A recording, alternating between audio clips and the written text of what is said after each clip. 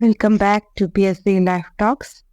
ഇന്ന് ഞാൻ നമ്മുടെ LP ഇൻ്റർവ്യൂകളിൽ ചോദിച്ച ചോദ്യങ്ങളിൽ നിന്ന് സെലക്ട് ചെയ്ത് LPക്കും UPക്കും വേണ്ടി UP ഇൻ്റർവ്യൂ ഇനി നടക്കാൻ പോവുകയാണ്. അപ്പോൾ അവർക്കും കൂടി ചോദിക്കാൻ സാധ്യതയുള്ള സെലക്ട് ചെയ്ത ചോദ്യങ്ങൾ മാത്രം ഉൾപ്പെടുത്തിക്കൊണ്ടുള്ള വീഡിയോ ആണ്.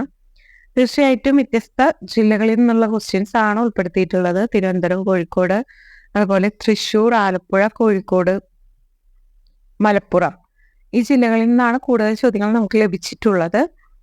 മറ്റു ജില്ലകളിൽ നിന്ന് ചോദ്യങ്ങൾ ഇല്ല എന്നല്ല, പക്ഷെ വളരെ കുറച്ച് മിനിമം ക്വസ്റ്റ്യൻസ് മാത്രമേ അവിടെ നിന്ന് ലഭിച്ചുള്ളൂ. അതിൽ നിന്നും നമുക്ക് LPക്ക് മാത്രമല്ല UPക്ക് കൂടി ചോദിക്കാൻ സാധ്യതയുള്ള ചോദ്യങ്ങളാണ് കൂടുതൽ ഇപ്പോൾ ഞാൻ ഉൾപ്പെടുത്തുന്നത്. കാരണം ഓൾറെഡി ഞാൻ കഴിഞ്ഞ വീഡിയോയിൽ പറഞ്ഞു, നമ്മുടെ LP ഇൻ്റർവ്യൂ അവസാനിച്ചിരിക്കുകയാണ്. അതുകൊണ്ട് ഒരു 3-4 വീഡിയോയിലായിട്ട് ക്വസ്റ്റ്യൻസ് ഇതുവരെ ചോദിച്ച ചോദ്യങ്ങളെ പറ്റിയിട്ടുള്ള ചർച്ചകൾ അവസാനിപ്പിക്കുകയും തുടർന്ന് UPയിൽ ഇൻ്റർവ്യൂവിന് ചോദിക്കാൻ സാധ്യതയുള്ള അതുമായി ബന്ധപ്പെട്ട് നമ്മുടെ ഹാൻഡ് ബുക്കിലൊക്കെ വരുന്ന ക്വസ്റ്റ്യൻസ് സെലക്ട് ചെയ്ത് അതിനെ പറ്റിയിട്ടുള്ള വീഡിയോകളായിരിക്കും തുടർന്ന് ഈ ഒരു ചാനലിലൂടെ നിങ്ങൾക്ക് ഞാൻ വീഡിയോ ആയിട്ട് ചെയ്തു തരുന്നത്. ഫസ്റ്റത്തെ ചോദ്യത്തിലേക്ക് നമുക്ക് കടക്കാം. ആദ്യത്തെ ഒരു ചോദ്യം ചോദിച്ചത് പൈയുടെ വില എന്താണ്, അതെങ്ങനെയാണ് പൈയുടെ വില നമ്മളൊരു പൈ ദിനം ആചരിക്കുന്നത് എന്നാണ്. ഇതിനെപ്പറ്റി ഒരു മാത്സ് റിലേറ്റഡ് ക്വസ്റ്റ്യൻ ആയിരുന്നു. ലോക പൈ ദിനം എന്ന് പറയുന്നത് എന്താണ്? മാർച്ച് 14 എന്തുകൊണ്ടാണ് മാർച്ച് 14 പൈ ദിനം ആചരിക്കാൻ കാരണം? നമുക്കറിയാം, മാർച്ച് എന്ന് പറയുന്നത് 3-ാമത്തെ മാസമാണ്. 14 എന്ന് പറയുന്ന ഡേറ്റ്. പൈയുടെ വില എന്ന് പറയുന്നത് 3.14 3.14 എന്നുള്ളതാണ്. അപ്പൊ അതുകൊണ്ട് തന്നെയാണ് മാർച്ച് 14 നമ്മൾ പൈ ഡേ ആയിട്ട് ആചരിക്കുന്നത്. ആ ഒരു കാര്യം ചോദിച്ചിരുന്നു. ഈ പൈനെ പറ്റി പിന്നീട് ചോദിച്ച ചോദ്യങ്ങളിൽ കൂടുതലൊന്നും ആ ചോദിച്ച ടീച്ചർ പങ്കുവച്ചാണ്. ആ ടീച്ചർക്ക് കൂടുതലായിട്ടൊന്നും പറയാൻ പറ്റിയില്ല. പക്ഷെ UPയിലാവുമ്പോൾ എനിക്ക് തോന്നുന്നു അതിനെപ്പറ്റി കൂടുതൽ ചോദ്യങ്ങൾ ചോദിക്കാൻ സാധ്യതയുണ്ട് എന്നുള്ളത് കൊണ്ട് അതിനെപ്പറ്റി ജസ്റ്റ് നമ്മൾ അറിയേണ്ട കുറച്ച് കാര്യങ്ങൾ കൂടി ഇതിൽ ഉൾപ്പെടുത്തുന്നുണ്ട്. പൈ എന്ന് പറയുന്നത് ഒരു അനന്ത സാങ്കേതിക സംഖ്യയാണ്. അതായത് ഒരു ഇറേഷണൽ നമ്പർ എന്ന് പറയുന്നതാണ് പൈ. അതിന്റെ മൂല്യത്തിന് അവസാനമില്ല, ആവർത്തനമില്ല. അതാണ് പൈ എന്ന് പറയുന്ന 3.14162 എന്നിങ്ങനെ തുടർന്നുകൊണ്ടിരിക്കുന്ന ആ ഒരു സംഖ്യയുടെ ഒരു പ്രത്യേകത.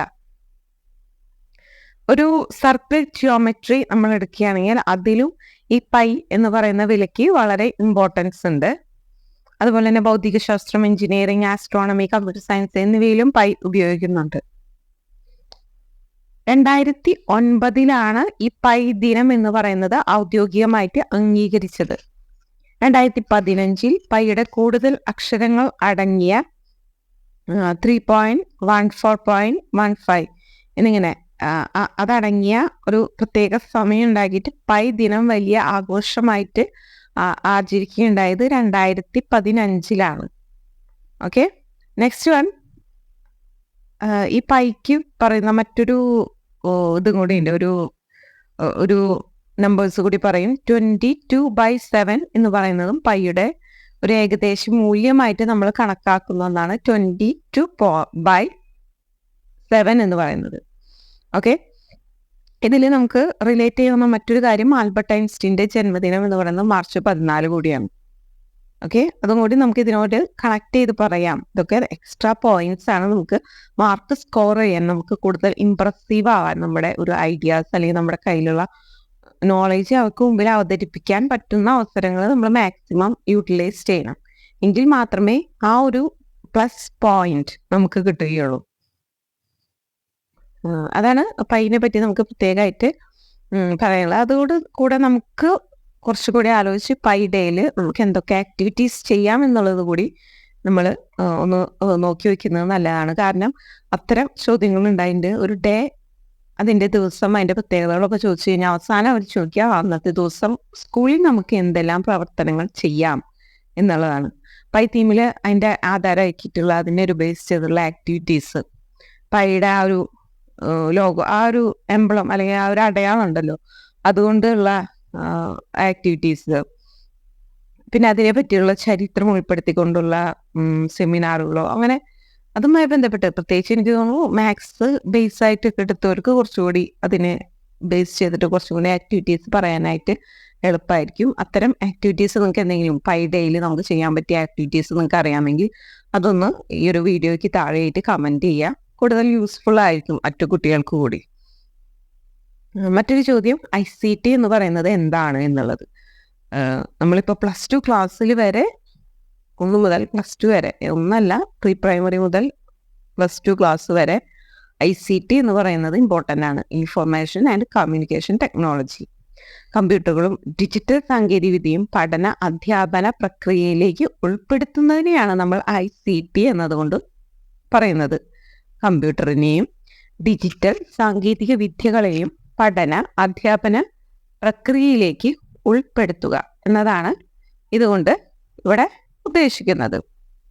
മറ്റൊരു ഇതുമായി ബന്ധപ്പെട്ട് നമുക്ക് പറയാവുന്നത് സ്മാർട്ട് ക്ലാസ് ആണ്. ICT എന്ന് പറയുമ്പോൾ നമ്മൾക്ക് സ്മാർട്ട് ക്ലാസ് ആണ് ഫസ്റ്റ് ഓർമ്മ വരിക. പ്രൊജക്ടറുകൾ, ഓഡിയോ വിഷ്വൽ പ്രദർശനങ്ങൾ, ഇതൊക്കെ ഉൾപ്പെടുത്തിക്കൊണ്ടുള്ള സ്മാർട്ട് ക്ലാസ് ഇന്ന് എല്ലാ വിദ്യാലയങ്ങളിലും ഉണ്ട്. ഓൺലൈൻ പഠന പ്ലാറ്റ്ഫോമുകളുണ്ട് ഇന്ന്. ദീക്ഷ, ഈ പാഠശാല, ഗൂഗിൾ ക്ലാസ് റൂം, ഇതൊക്കെ നമ്മൾ എല്ലാ വിദ്യാലയങ്ങളിലും നമ്മൾ പഠിപ്പിക്കുമ്പോൾ ഉപയോഗിക്കുന്ന പ്ലാറ്റ്ഫോംസ് ആണ്. ഇതിനെ പറ്റിയൊക്കെ ICT എന്നുള്ളൊരു ടോപ്പിക്ക് ചോദിക്കുകയാണെങ്കിൽ നമുക്ക് പറയാവുന്ന കാര്യങ്ങളാണ്. മറ്റൊന്നാണ് ജൈവ വൈവിധ്യ ഉദ്യാനം എന്നുള്ളത്. റിപ്പീറ്റഡ് ആയിട്ട് ഒരുപാട് തവണ അതിൻ്റെ പ്രത്യേകതകൾ അതുമായി റിലേറ്റ് ചെയ്ത് ഒരുപാട് ക്വസ്റ്റ്യൻസ് ചോദിച്ചിട്ടുണ്ട്.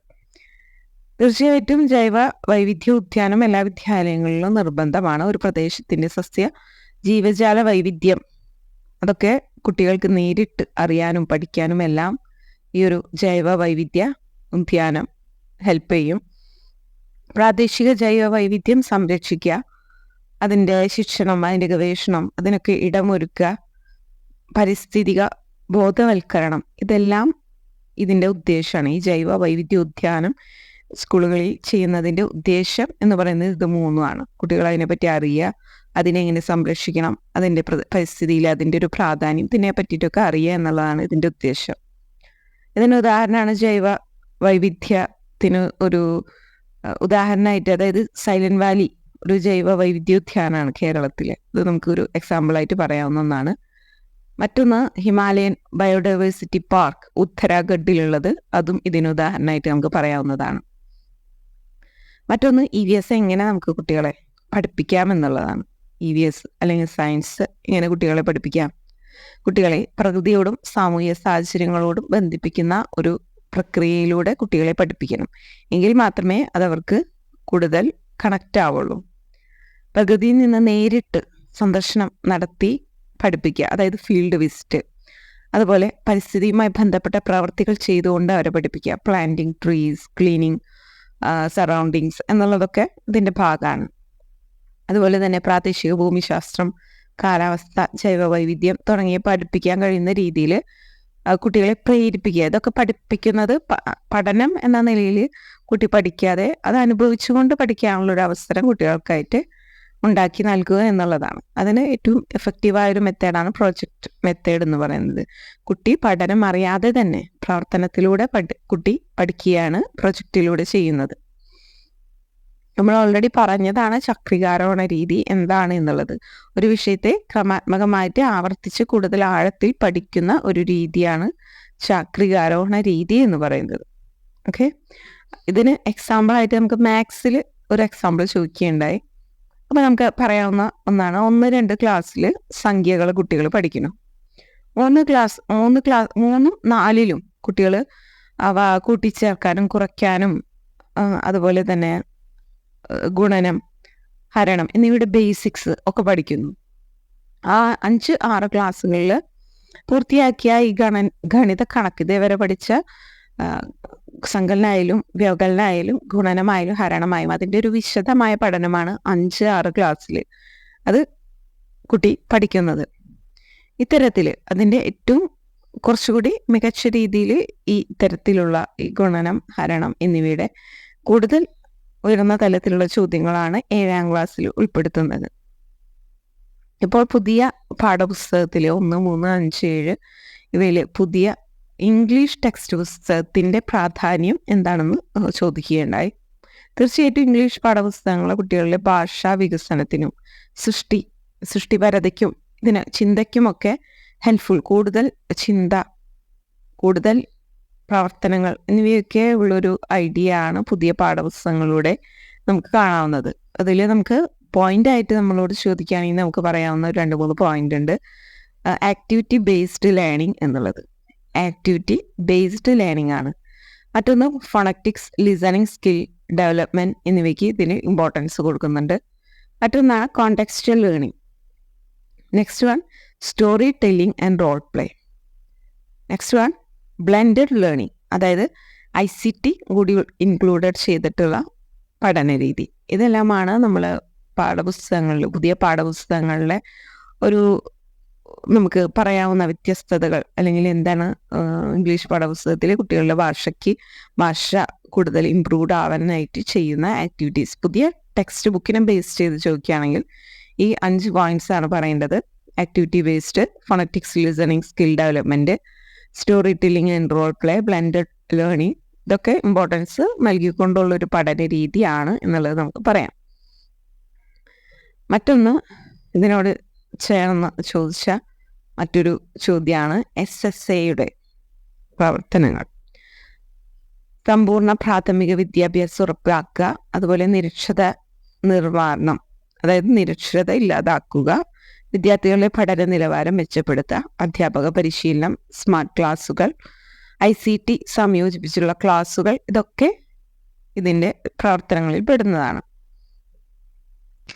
മറ്റൊരു പ്രധാന ചോദ്യം കുട്ടി അറിവ് നിർമ്മിക്കുന്നത് എങ്ങനെ എന്നുള്ളൊരു ചോദ്യമാണ് ചോദിച്ചത്.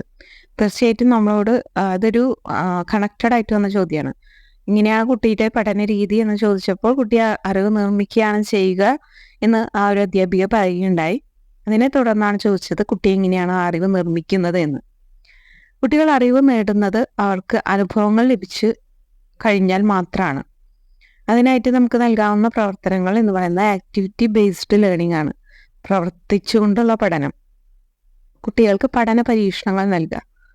ഉദാഹരണം, ഏറ്റവും സിമ്പിളായിട്ട് മണ്ണിൽ വിത്ത് നട്ട് അതിൻ്റെ വളർച്ച കുട്ടികൾ നേരിട്ട് അനുഭവിക്കുക. മറ്റൊന്നാണ് അനുഭവങ്ങൾ, എക്സ്പെരിമെൻ്റൽ ലേണിംഗ്, കൈകൊണ്ട് പരീക്ഷിച്ച് പഠിക്കുക. കുട്ടികൾക്ക് പെട്ടെന്ന് ഉള്ളിൽ കയറുന്നത് ഇത്തരത്തിലുള്ള പരീക്ഷണങ്ങളിലൂടെയുള്ള പഠന ഫലങ്ങളാണ്. മറ്റൊന്നാണ് സംവാദം, ഡിസ്കഷൻ അഥവാ ഇൻട്രാക്ഷൻ എന്ന് പറയുന്നത്. ഒരു കഥ പറഞ്ഞ് അതിനെക്കുറിച്ച് ചർച്ച ചെയ്യുക എന്നുള്ളതാണ് സംവാദത്തിലൂടെ ഉദ്ദേശിക്കുന്നത്. നെക്സ്റ്റ് വൺ കണ്ടെത്തൽ പഠനം, ഡിസ്കവറി ലേണിംഗ്. കുട്ടികൾക്ക് സ്വയം കണ്ടെത്താനുള്ള അവസരങ്ങൾ നൽകുക. ഒരു കല്ല് ഇപ്പോൾ വെള്ളത്തിൽ വീഴാണെങ്കിൽ അത് മുങ്ങുന്നു, എന്നാൽ ഒരു പ്ലാസ്റ്റിക്കിൻ്റെ ഒരു പാത്രമാണെങ്കിൽ അത് ഒഴുകി പോകുന്നു. എന്തുകൊണ്ടാണ്? ഒരു കുട്ടി സ്വയം കണ്ടെത്താനായിട്ട് ഒരു അവസരം നൽകുക. മറ്റൊന്നാണ് സംയോജിത പഠനം അഥവാ കൊളാബറേറ്റീവ് ലേണിംഗ് എന്ന് പറയുന്നത്. കുട്ടികളെ ഗ്രൂപ്പുകളാക്കി തിരിച്ചു കൊണ്ടുള്ള പ്രവർത്തനങ്ങൾ. ഉദാഹരണം, പ്രകൃതിയുടെ സംരക്ഷണം എന്നുള്ളൊരു ടോപ്പിക്ക് കൊടുക്കാം. കുട്ടികൾ അതിൻ്റെ ഭാഗമായിട്ട് അറിവ് നിർമ്മിക്കുമ്പോഴാണ് അവർക്ക് ദീർഘകാല പഠന അനുഭവം ഉണ്ടാകുന്നത്. എങ്കിൽ മാത്രമേ കുട്ടികൾക്കത് പൂർണ്ണമായിട്ടും ഉള്ളിലേക്ക് ഇറങ്ങി ഒരു പൂർണ്ണമായ പഠനം സാധ്യമാവുകയുള്ളൂ. മറ്റൊന്നാണ് കായിക വിദ്യാഭ്യാസം, ഫിസിക്കൽ എഡ്യൂക്കേഷൻ എന്ന് പറയുന്നത് വിദ്യാലയത്തിൽ എന്തിനാണ് എന്ന് ചോദിക്കുന്നത്. തീർച്ചയായിട്ടും അതൊരു റിഫ്രഷ്മെൻറ്റിന് മാത്രമായിട്ടല്ല, ശാരീരിക, മാനസിക, സാമൂഹിക, ഭൗതിക ഉന്നതിക്ക് കായികം എന്ന് പറയുന്ന ഒരു വിഷയം കുട്ടികളെ ഹെൽപ്പ് ചെയ്യുന്നുണ്ട്. ഇതിൻ്റെ പ്രധാന ഗുണം എന്ന് പറയുന്നത് ആരോഗ്യ സംരക്ഷണം, സംഘടനാശേഷി, ക്രമശീലം, അതുപോലെ തന്നെ മാനസിക സമ്മർദ്ദം ഇവ കുറയ്ക്കുന്നതിന്, നല്ലൊരു ആരോഗ്യ സംരക്ഷണം നേടുന്നതിന്, അതുപോലെ ടീമായിട്ടുള്ള പ്രവർത്തനം കുട്ടി പഠിക്കുന്നതിന്, അത് ഇത്തരത്തിലൂടെ പഠനത്തിൽ ശ്രദ്ധ മെച്ചപ്പെടുത്തുന്നതിനും കായിക വിദ്യാഭ്യാസം ഹെൽപ്ഫുള്ളാണ്. മറ്റൊന്നാണ് ഹൈഡ്ര എന്താണ് എന്നുള്ളത് ചോദിച്ചിട്ടുണ്ടായിരുന്നു. ഹൈഡ്ര എന്ന് പറയുന്നതിൻ്റെ ഒരു പ്രത്യേകത 2 പാളികളുള്ള ഒരു ശരീരഘടനയുള്ള എന്നാണ് ഹൈഡ്ര എന്ന് പറയുന്നത്. അതുകൊണ്ടുള്ള ആ ഒരു ഹൈഡ്രയുടെ പ്രത്യേകതകൾ, എന്തുകൊണ്ടാണ് പഠനത്തിൽ ഹൈഡ്രേനെ പാഠപുസ്തകത്തിൽ ഏത് ഭാഗത്താണ് ഉൾപ്പെടുത്തിയിരിക്കുന്നത്, എന്താണ് അതിൽ പറയുന്ന പ്രത്യേകത എന്നെല്ലാം ഇതിനെ തുടർന്ന് ചോദിച്ച ചോദ്യമാണ്.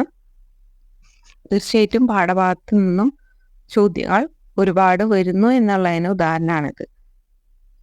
അതിൻ്റെ ഭക്ഷണ രീതി എന്താണെന്നൊക്കെ ചോദിച്ചിരുന്നു. അതായത് അതിൻ്റെ കൈകൾ ഉപയോഗിച്ച്, ടെൻറ്റാക്കിൾസ് ഉപയോഗിച്ച് ഭക്ഷണം പിടിച്ച് മൗത്ത് വഴി, വായ വഴി ഉള്ളിലേക്ക് കൊണ്ടുപോകുന്ന ഒരു രീതിയാണ് എന്നുള്ളതൊക്കെ ജസ്റ്റ് അത് നമ്മൾ ആ ഒരു ടെക്സ്റ്റ് ബുക്കായിട്ടുള്ള ഒരു കണക്ഷൻ ഉണ്ടെങ്കിൽ മാത്രമേ നമുക്കത് അത്ര കൃത്യമായിട്ട് അതിനെ തുടർന്ന് അവർ ചോദിച്ചാൽ നമുക്ക് പറയാൻ പറ്റുള്ളൂ. അതുകൊണ്ട് തന്നെ സയൻസ് ബേസ്ഡ് ആയിട്ടുള്ള കുട്ടികൾ തീർച്ചയായിട്ടും സയൻസിൻ്റെ ടെക്സ്റ്റ് അതിൽ ഓരോ പോയിന്റ്സും തീർച്ചയായിട്ടും നോക്കി പോവുക. മറ്റൊന്നാണ് ഹ്യൂമൻ ബോഡിയിലെ പ്രധാന അവയവ വ്യവസ്ഥകൾ. ഇത് ഏതാണെന്ന് LP ഇൻ്റർവ്യൂവിൽ ചോദിച്ചതാണ്. തീർച്ചയായിട്ടും UP ഇൻ്റർവ്യൂവിൽ എക്സ്പെക്ട് ചെയ്യാവുന്ന ഒന്നാണ് ഹ്യൂമൻ ബോഡിയിലെ പ്രധാന അവയവ വ്യവസ്ഥകൾ. രക്തപര്യന വ്യവസ്ഥ, അതുപോലെ ശ്വാസകോശ വ്യവസ്ഥ, നാഡീവ്യവസ്ഥ, അസ്ഥിവ്യവസ്ഥ, അതുപോലെ ഹോർമോൺ, ഇതിനെപ്പറ്റിയൊക്കെ തീർച്ചയായിട്ടും അറിഞ്ഞിരിക്കുക. 206 അസ്ഥികളുണ്ട്. പിറക്കുമ്പോൾ 300 അസ്ഥികളേക്കാൾ കൂടുതലുണ്ട്. പിന്നെ ഇത് കൂട്ടിച്ചേർന്ന് 206 ആയി മാറുന്നു എന്നീ ചോദ്യങ്ങളൊക്കെ തന്നെ നമുക്ക് LP ഇൻ്റർവ്യൂവിൽ ചോദിച്ച ചോദ്യങ്ങളാണ്. അതുകൊണ്ട് തന്നെ ഇതിനെ പറ്റിയിട്ടുള്ള ഒരു വൈഡായിട്ടുള്ള ഒരു റീഡിങ് UP ഇൻ്റർവ്യൂ പോകുന്നതിന് മുമ്പ് എല്ലാ കാൻഡിഡേറ്റ്സും നടത്തിയിരിക്കണം എന്നാണ് എനിക്ക് പറയാനുള്ളത്. മറ്റൊരു ചോദ്യം ഇതിനോടനുബന്ധിച്ച് ചോദിച്ചത്, അതായത് LPയിലും UPയിലും ചോദിക്കാൻ സാധ്യതയുള്ള ഒന്നാണ് സോഷ്യോമെട്രി, സോഷ്യോഗ്രാം എന്നിവയെല്ലാം. അതിൻ്റെ വ്യത്യാസമാണ് ചോദിച്ചത്. സോഷ്യോമെട്രി എന്ന് പറയുന്നത് ഒരു ഗ്രൂപ്പിൽപ്പെട്ട വ്യക്തികളെ പരസ്പര ബന്ധം പഠിപ്പിക്കുന്ന ഒരു ശാസ്ത്രശാഖയാണ്. അത് മൊറിനോ ആണ് ഇത് വികസിപ്പിച്ചെടുത്തത്. സോഷ്യോഗ്രാം എന്ന് പറയുന്നത് ഒരു ഗ്രൂപ്പിലെ വ്യക്തികൾ തമ്മിലുള്ള ബന്ധങ്ങൾ ചിത്രരൂപത്തിൽ അവതരിപ്പിക്കാനുള്ള ഒരു രീതിയാണ് സോഷ്യോഗ്രാം എന്ന് പറയുന്നത്. മറ്റൊന്ന് ഫാമിലി എന്ന് പറഞ്ഞാൽ എന്താണെന്നും അത് എത്ര തരത്തിലുള്ള ഫാമിലികൾ ഉണ്ട് എന്ന് ചോദിച്ചിരുന്നു. Nuclear family, extended family, single parent family, ഇത് മൂന്നും നമുക്ക് പറയേണ്ടത് അത്യാവശ്യമാണ്, അറിഞ്ഞിരിക്കുക. ഇതിനെ തുടർന്ന് തന്നെ നമ്മുടെ സൈക്കോളജിയുമായി ബന്ധപ്പെട്ട് CAT ഇതിനെപ്പറ്റി ചോദിച്ചിരുന്നു. എന്താണ് CAT? Thematic appreciation test. മറ്റൊന്ന് CAT, children's appreciation test. CAT എന്ന് പറയുന്നത് കുട്ടികൾക്കുള്ള ഒരു പതിപ്പാണ്. മൃഗങ്ങളുടെ അല്ലെങ്കിൽ കുട്ടികളുടെ തന്നെ ചിത്രങ്ങളടങ്ങിയ മാപ്പൊക്കെ ഉപയോഗിച്ച് കുട്ടികളുടെ മനോഭാവം പരിശോധിക്കാനാണ് CAT അഥവാ ചിൽഡ്രൻസ് അപ്രീസിയേഷൻ ടെസ്റ്റ് യൂസ് ചെയ്യുന്നത്. CAT എന്ന് പറയുന്നത് എന്താണ്? വ്യക്തിയുടെ വ്യക്തിത്വം, ഭാവങ്ങൾ, ഉദ്ദേശങ്ങൾ എന്നിവ മനസ്സിലാക്കാനായിട്ട് ഉപയോഗിക്കുന്ന ഒരു സൈക്കോളജിക്കൽ ടെസ്റ്റാണ് CAT എന്ന് പറയുന്നത്. മറ്റൊന്ന് ഇതിനോടനുബന്ധിച്ച് ഈ ഒരു ടീച്ചറോട് തന്നെ ചോദിച്ചൊരു ചോദ്യമാണ്, സൈക്കോളജി ചോദ്യമാണ് ടീച്ചർക്ക് ഒരുപാട് കിട്ടിയത്. പാരൻറ്റിങ്ങിനെ പറ്റി ചോദിച്ചിരുന്നു. മാതാപിതാക്കൾ അവരുടെ കുട്ടികളെ വളർത്തുന്ന വ്യത്യസ്ത തരത്തിലുള്ള പാരൻറ്റിങ് രീതികൾ ഏതൊക്കെയാണെന്ന് ചോദിച്ചിരുന്നു. നമുക്ക് പഠിക്കാനുണ്ടായിരുന്ന സംഭവം തന്നെയാണ്. അതോറിറ്റീവ് ആയിട്ടുള്ളതും അതുപോലെ തന്നെ പെർമിസീവ് ആയിട്ടുള്ള രീതി, ഇത്തരത്തിലുള്ള രീതികൾ, അതുപോലെ ഡെമോക്രാറ്റിക് രീതി നമുക്ക് നമ്മുടെ ടെക്സ്റ്റ് ബുക്കിലുണ്ട്. അത് ജസ്റ്റ് ഒന്ന് വായിച്ചിരിക്കുക. അതായത് അതോറിറ്റീവ് അനുസരിച്ച് കുട്ടികൾക്ക് യാതൊരു തരത്തിലുള്ള സ്വാതന്ത്ര്യം അനുവദിക്കാതെ ഒരു Hitler type mode of parenting. അതുപോലെ ഡെമോക്രാറ്റീവായിട്ട്, അതായത് അത്യാവശ്യം കുട്ടികൾക്ക് ആവശ്യമായിട്ടുള്ള എല്ലാ തരത്തിലുള്ള സ്വാതന്ത്ര്യങ്ങളും നൽകിക്കൊണ്ട്, എന്നാൽ അത്യാവശ്യം ഒരു സ്ട്രിക്ട്നെസ് അതിൻ്റെ അപ്പുറത്തെ സൈഡിൽ അവരറിയാതെ തന്നെ പാരൻസ് നടത്തുന്നുണ്ട്. അങ്ങനെ ഒരു രീതി. പിന്നെ പൂർണ്ണമായിട്ടും ഒരു തരത്തിലുള്ള അഴിച്ചുവിട്ടിട്ടുള്ള ഒരു പാരൻറ്റിങ് രീതി. അങ്ങനെ വ്യത്യസ്ത തരത്തിലുള്ള പാരൻറ്റിങ് രീതികളുണ്ട്. അതായത് അമിത സ്വാതന്ത്ര്യം നൽകിക്കൊണ്ടുള്ള ഒരു രീതി, അതാണ് പെർമിസീവ് എന്ന് പറയുന്നതുകൊണ്ട് ഉദ്ദേശിക്കുന്നത്. തീർച്ചയായിട്ടും ഇതൊക്കെ ജസ്റ്റ് നോക്കി പോകേണ്ടതാണ്. മറ്റൊരു ചോദ്യം, ഇതുമായി ബന്ധപ്പെട്ട് മറ്റൊരു ചോദ്യം, മഷിയൊപ്പ് പരീക്ഷകൾ ഏതൊക്കെയാണ് എന്നുള്ളത് ചോദിച്ചിരുന്നു. അതുപോലെ ഭാഷ പഠിപ്പിക്കാനുള്ള പ്രവർത്തനങ്ങൾ ഏതൊക്കെയാണ് എന്നുള്ളത്, കഥ പറച്ചിൽ, രചന രീതികൾ, കുട്ടികൾക്ക് ചെറിയ കഥകൾ എഴുതുക, ലേഖനങ്ങൾ എഴുതുക, ഇതിനൊക്കെയുള്ള രചനാ പരിപാടികൾ, കവിതാഗാനം എന്നിവ പഠിപ്പിക്കൽ, ചിത്രങ്ങൾ ഉപയോഗിച്ച് പഠനം, സംഭാഷണം എഴുതി പഠിപ്പിക്കൽ, അതായത് നമ്മുടെ സംഭാഷണം കോൺവെർസേഷൻ എഴുതൽ, റോൾ പ്ലേ, പുസ്തക വായന, ഇതൊക്കെയാണ് നമ്മൾ സാധാരണയായിട്ട് ഭാഷ പഠിപ്പിക്കാനായിട്ട് നൽകാവുന്ന പ്രവർത്തനങ്ങൾ എന്ന് പറയുന്നത്. പിന്നീട് റിപ്പീറ്റഡ് ആയിട്ട് വന്ന ചോദ്യമാണ് ആസ്വാദനക്കുറിപ്പ്. നമ്മൾ UPയിലും പ്രതീക്ഷിക്കുക, അതിൻ്റെ ഇങ്ങനെയൊക്കെയാണ് നമ്മൾ മാർക്ക് ഇടുക എന്നുള്ള കാര്യങ്ങളൊക്കെ റിപ്പീറ്റഡ് ആയിട്ട് ചോദിച്ചു വന്നതാണ്. നമ്മൾ ഒരുപാട് ഇതിനു മുമ്പ് തന്നെ ചോദ്യങ്ങൾ പറഞ്ഞിട്ടുള്ളതുകൊണ്ടാണ് വീണ്ടും ഞാൻ പറയാത്തത്. തീർച്ചയായിട്ടും അതിൻ്റെ ഒരു മാർക്കിംഗ് എങ്ങനെയാണ്, എന്തൊക്കെ പോയിന്റ്സ് ആണ് നമ്മൾ ശ്രദ്ധിക്കേണ്ടതെന്നൊക്കെ ഒന്ന് നോക്കി പോകേണ്ടത് അത്യാവശ്യമാണ്. പ്രത്യേകിച്ച് നമ്മൾ മലയാളമൊക്കെയാണ് ഡിഗ്രി എന്നുണ്ടെങ്കിൽ തീർച്ചയായിട്ടും അത് നമ്മുടെ ഇമ്പോർട്ടൻ്റ് ആയിട്ട് നോക്കി പോകണം.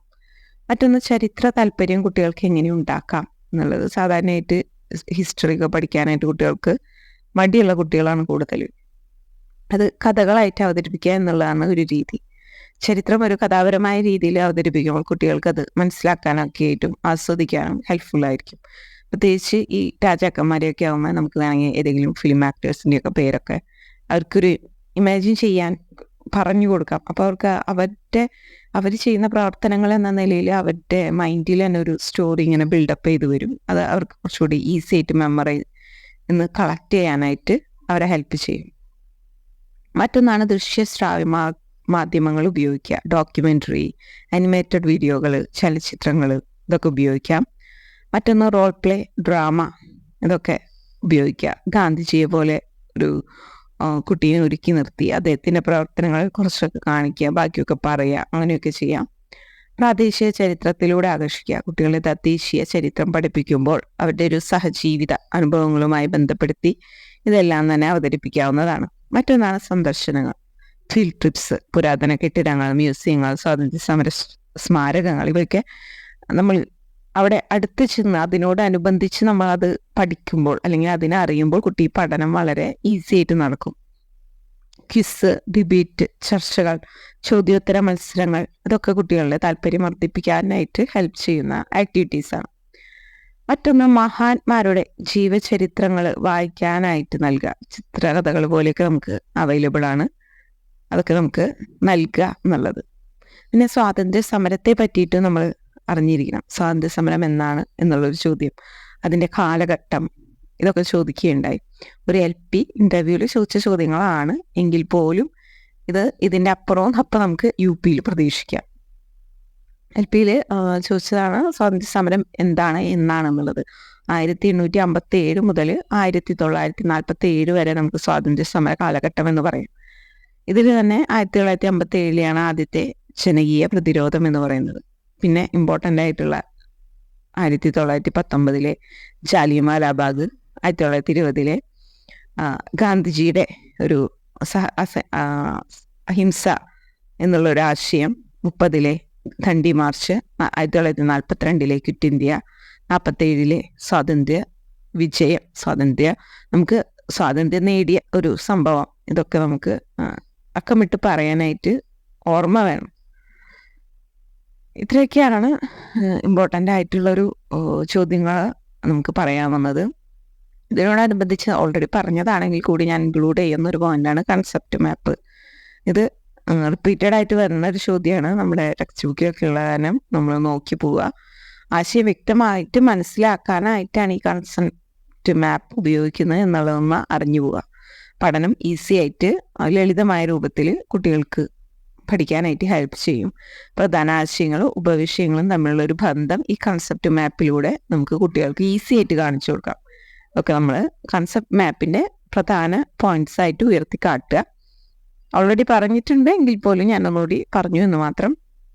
തീർച്ചയായിട്ടും ഇത്തരം ചോദ്യങ്ങളെല്ലാം തന്നെ ഇവിടെ നമ്മൾ ഡിസ്കസ് ചെയ്യുന്ന എല്ലാ ചോദ്യങ്ങളും തന്നെ ഇമ്പോർട്ടൻ്റ് ആണ്, നിങ്ങൾക്ക് യൂസ്ഫുൾ ആകും.